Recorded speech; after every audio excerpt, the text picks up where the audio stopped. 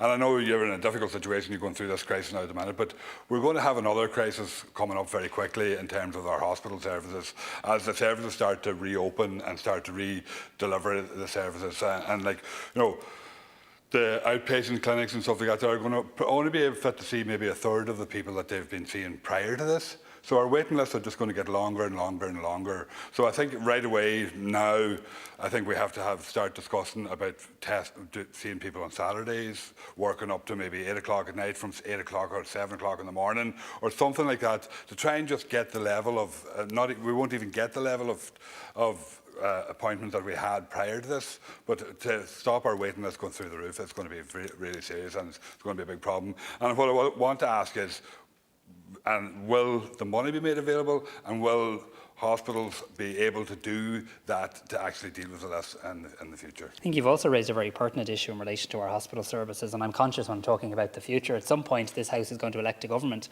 and some of these questions will obviously fall to that government. But my own view of the world, for what it's worth, is that we are going to need to look at new ways of doing things in the health service. It's no longer things that, you know, would be nice if we did things in a new way. It's actually going to be essential, because you are entirely right. Things like telemedicine that we've been talking about for years is now happening. It's now happening. We'll need it to continue happening.